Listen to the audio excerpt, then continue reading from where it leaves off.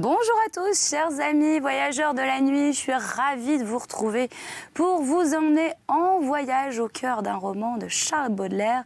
Et pas n'importe quel roman, un roman qui va vous faire planer sévère, grave même, avec du sexe, de la drogue et du rock'n'roll. Non, je plaisante. Avec de la poésie, de la drogue, du hashish et du vin. Bon, c'est pas le même menu, mais vous allez voir, c'est tout à fait intéressant. On est en 1860 et non pas 1960. Et vous allez donc découvrir les vices et les vertus sur la poésie de la consommation de drogue, de notre très célèbre Charles Baudelaire.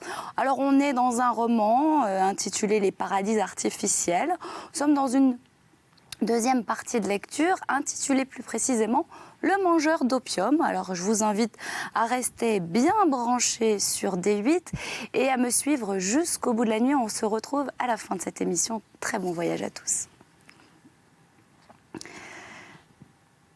Mais restait une question absolument imprévue pour lui, celle de l'identité de personne. Et il exhiba alors quelques lettres que des jeunes amis, entre autres le comte d'Eu et même son père, le marquis d'Eu, et qui lui avait écrit pendant qu'il habitait le pays de Galles et qu'il portait toujours dans sa poche. Les Juifs daignèrent enfin promettre 200 ou 300 livres, à la condition que le jeune comte d'Eu, qui, parenthèse, n'était guère plus âgé que lui, consentirait à en garantir le remboursement à l'époque de leur majorité. On devine que le but du prêteur n'était pas absolument de tirer un profit quelconque d'une affaire fort minime après tout pour lui, mais d'entrer en relation avec le jeune comte dont il connaissait l'immense fortune à venir. Aussi, à peine ces 10 livres reçus, notre jeune vagabond se prépare-t-il à partir pour Eton. 3 livres à peu près sont laissés au futur prêteur pour payer les actes et à rédiger quelque argent est aussi pour adonner à la Tournée pour l'indemniser de son hospitalité sans meuble. Et 15 shillings sont employés à faire un peu de toilette. Quelle toilette! Enfin, la pauvre Anne a aussi sa part dans cette bonne fortune. Par une sombre soirée d'hiver, il se dirige vers Piccadilly Circus, accompagné de la pauvre fille, avec l'intention de descendre jusqu'à Salt Hill avec la malle de Bristol. Comme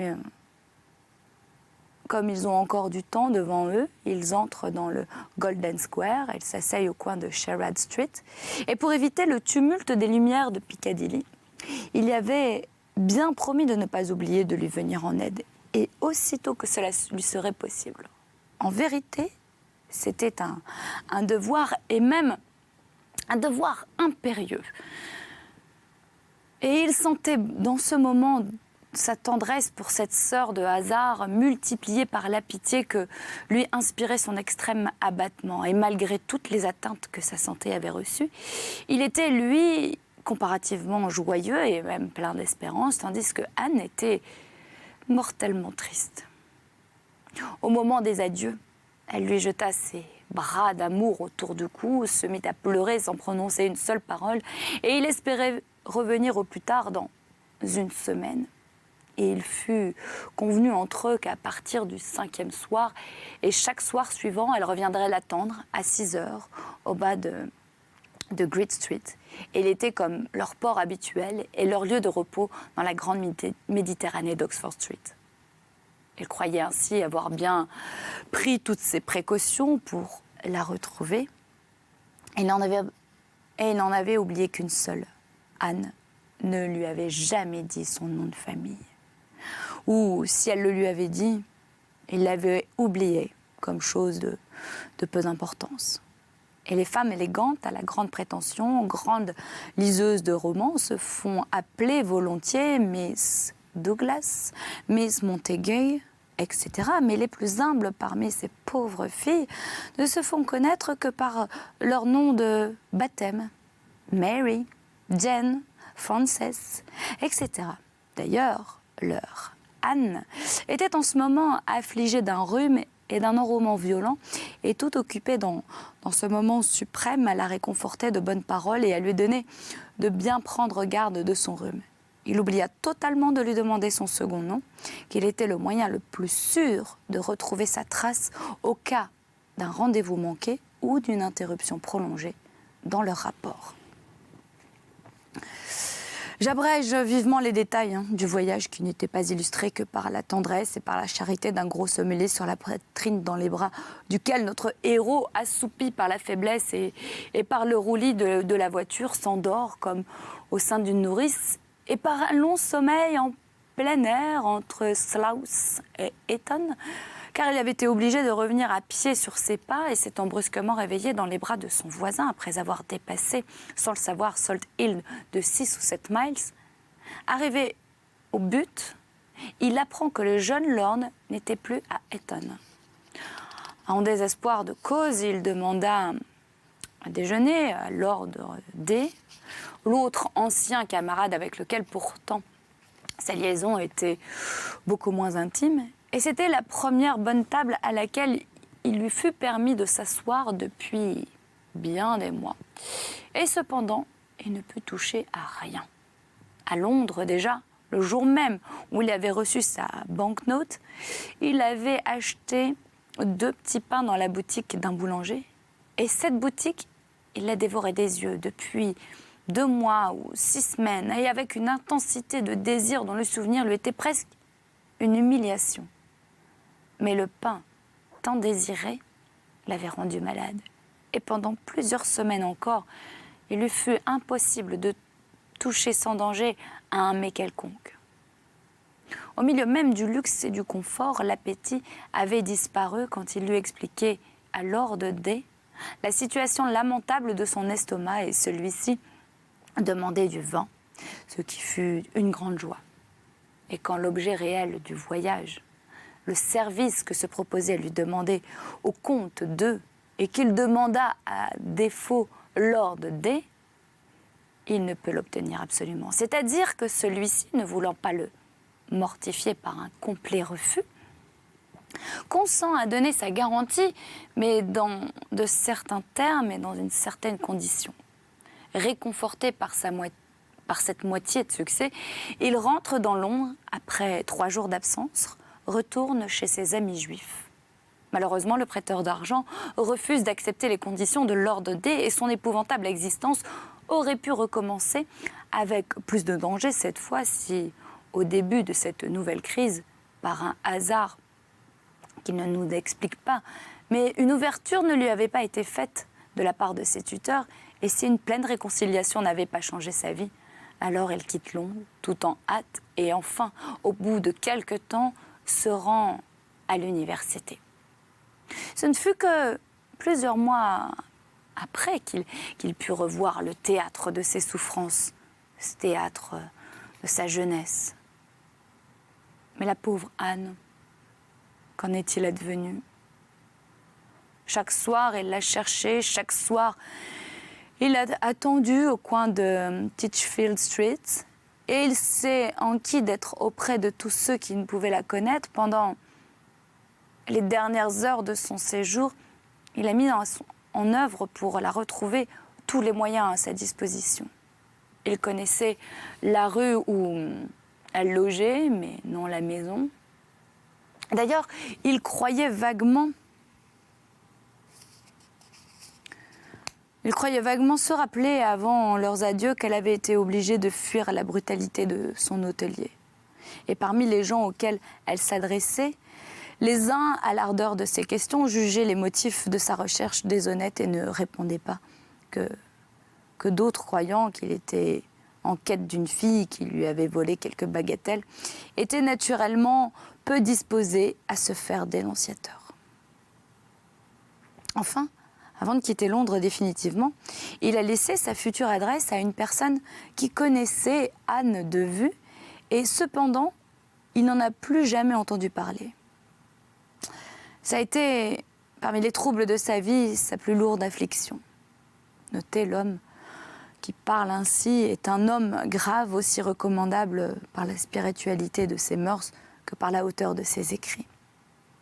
Si elle a vécu, nous avons dû souvent nous chercher mutuellement à travers l'immense labyrinthe de Londres et peut-être à quelques pas, l'un de l'autre, distance suffisante dans une rue de Londres pour créer une séparation éternelle.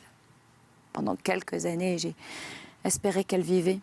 Et je crois bien que dans mes différentes excursions à Londres, j'ai terminé plusieurs milliers de visages examinés et plusieurs milliers de visages féminins dans l'espérance de rencontrer le sien. Si je la voyais une seconde, je la reconnaîtrais parmi mille. Car, bien qu'elle ne fût pas jolie, elle avait l'expression douce, avec une allure de tête particulièrement gracieuse. Et je l'ai cherchée, dis-je, avec beaucoup d'espoir. Et oui, pendant des années, mais maintenant, je craindrais de la voir. Et ce terrible rhume qui m'effrayait tant que nous nous quittâmes fait aujourd'hui ma consolation. Je ne désire plus la voir, mais je rêve d'elle, non dans son plaisir comme d'une personne étendue depuis longtemps dans un tombeau, dans le tombeau d'une Madeleine. J'aimerais à la croire, enlevée dans ce monde, avant que l'outrage et la barbarie n'aient immaculé et défiguré sa nature ingénue, ou que la brutalité des chenapans n'ait été complétée à la ruine de celle à qui il avait porté ses premiers coups. Ainsi donc, Oxford Street, marâtre au cœur de pierre, toi qui as écouté les soupirs des orphelins et bu les larmes des enfants, j'étais enfin délivrée de toi. Le temps était venu où je ne serais plus condamnée à arpenter douloureusement des interminables trottoirs, à m'agiter dans d'affreux rêves ou dans une lourde insomnie affamée. Anne et moi, nous avons eu nos successeurs trop nombreux qui ont foulé les traces de nos pas, héritiers de nos calamités, d'autres orphelins ont soupiré, des larmes ont été versées par d'autres enfants.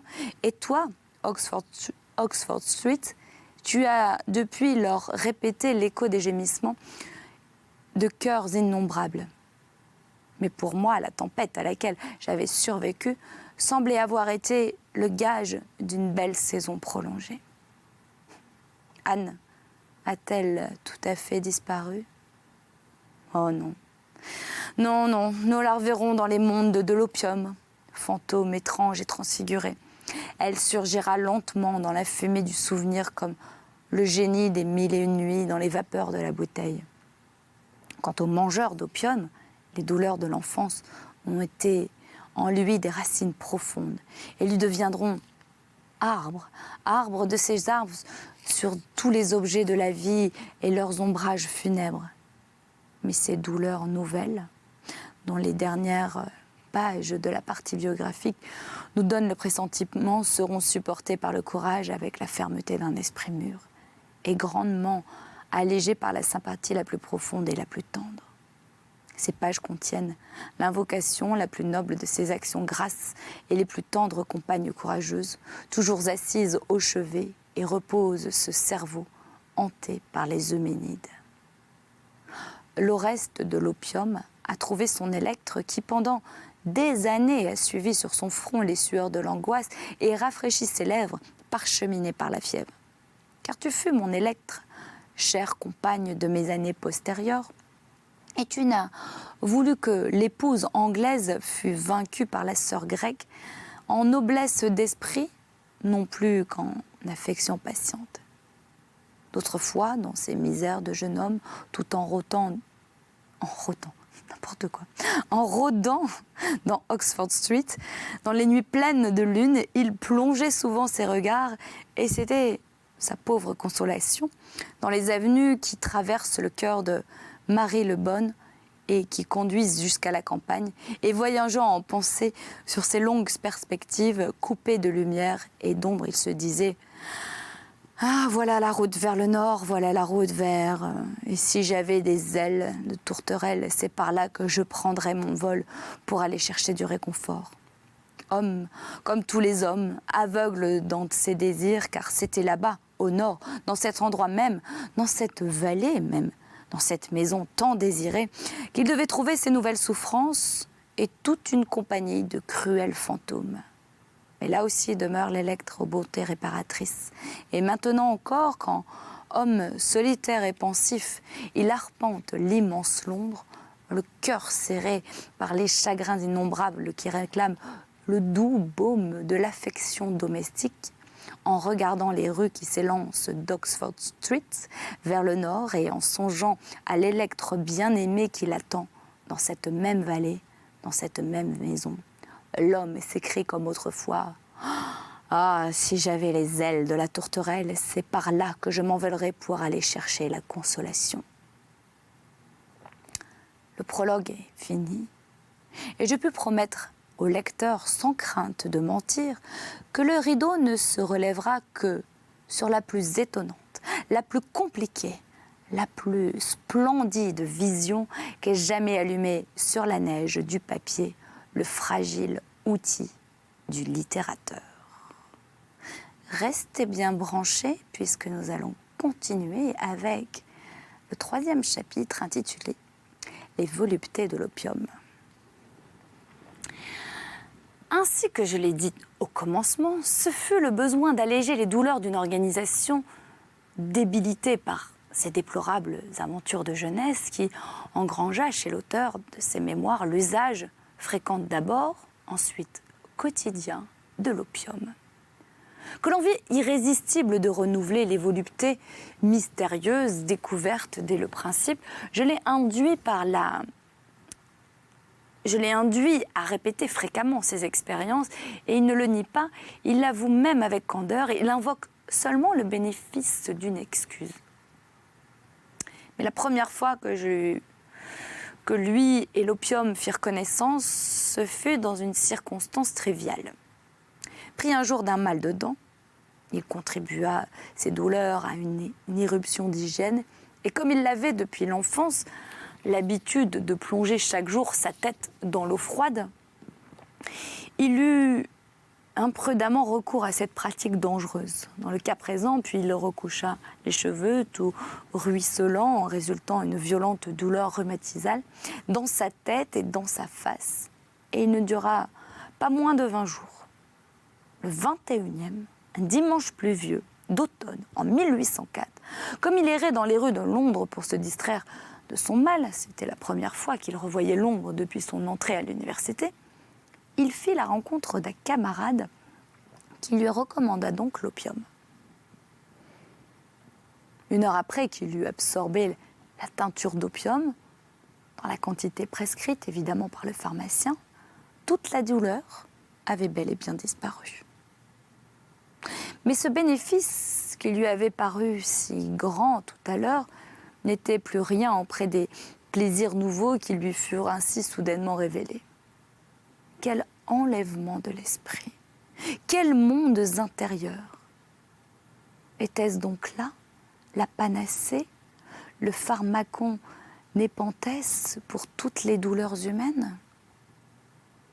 Le grand secret du bonheur sur lequel les philosophes avaient disputé pendant des siècles était donc décidément découvert. On pouvait acheter le bonheur pour 1 penny et l'emporter dans sa poche. L'extase se laisserait enfermer dans une bouteille et la paix de l'esprit pourrait s'expédier par la diligence. Le lecteur croira peut-être que je veux rire, mais c'est chez moi une vieille habitude de plaisanter dans la douleur et je puis affirmer que celui-là ne rira pas longtemps. Il aura entretenu commerce avec l'opium. Ses plaisirs sont même d'une nature grave et solennelle et son état le plus heureux, le mangeur d'opium, ne peut se présenter avec un caractère de l'allegro. Même alors, il parle et pense qu'il convient au penseroso. L'auteur veut avant tout venger l'opium de certaines calomnies. L'opium n'est pas un assoupissant, pour l'intelligence en tout cas. Il n'enivre pas. Si l'eau d'un homme pris en quantité trop grande peut enivrer, ce n'est pas à cause de l'opium, mais de l'esprit qui est contenu. Il est établi ensuite comme une comparaison entre l'effet de l'alcool et ceux de l'opium. Il définit très nettement leur différence et ainsi le plaisir causé par le vin suit une marche ascendante au terme de laquelle il va décroissant, tandis que l'effet de l'opium une fois créé, reste égal à lui-même pendant 8 ou 10 heures. L'un, plaisir aigu, et l'autre, plaisir chronique. Ici, un flamboiement. Là, une ardeur égale et soutenue. Mais la grande différence gît surtout en ceci que le vin trouble les facultés mentales, tandis que l'opium y introduit l'ordre suprême et l'harmonie. Le vin prive l'homme du gouvernement de soi-même, et l'opium rend ce gouvernement plus souple, plus calme. Tout le monde sait que le vin donne une énergie extraordinaire, mais momentanée.